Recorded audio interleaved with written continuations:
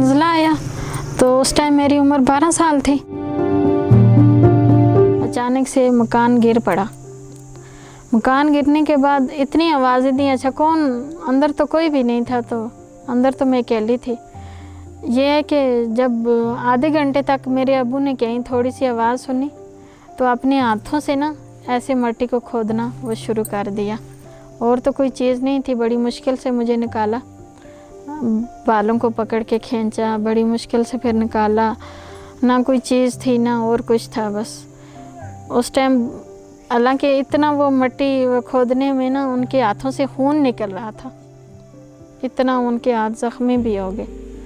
बाद में जो है ना मेरे वाले साहब बीमार होकर फौत हुए और 2 भाई भी ज़ख्मी हो गए थे, और हमारे ख़ानदान में 150 बंदा फौत भी हुआ है।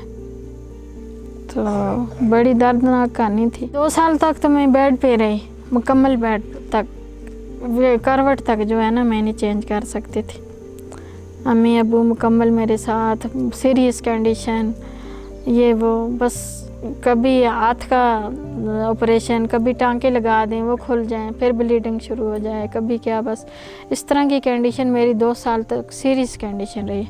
उसके बाद आहिस्ता आहिस्ता वर्जिश की, उसके बाद आहिस्ता आहिस्ता हिम्मत बढ़ाते बढ़ाते फिर मैंने सोचा कि इस तरह तो नहीं कि ज़िंदगी गुजरेगी, अब सिलाई कढ़ाई का काम शुरू करें। फिर मैंने सिलाई का काम शुरू किया।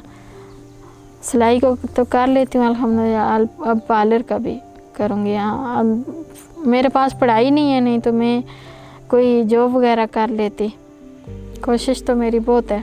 सादे सूट के 600-700 रुपया आ जाती है, तो दूसरा डिज़ाइन वगैरह इस तरह 800-1000 इस तरह आ जाती है।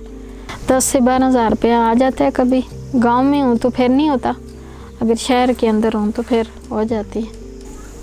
और जब मैं कभी बीमार हूँ तो फिर नहीं काम कर सकती, फिर मुश्किल होती है, तबीयत बहुत ख़राब होती है। जिस दफ्तर में अगर हम लोग काम कर रहे हों, जिस इदारे में कर रहे हों, सिलाई कढ़ाई के सेंटर होते हैं, वहाँ पे रैंप नहीं बनी होती, वहाँ पे हमारी सहूलत नहीं बनी होती।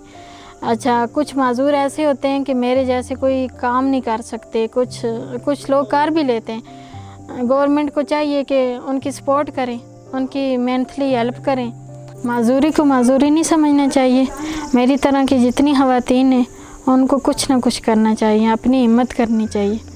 ये है कि हिम्मत करेंगे तो आगे बढ़ेंगे ना।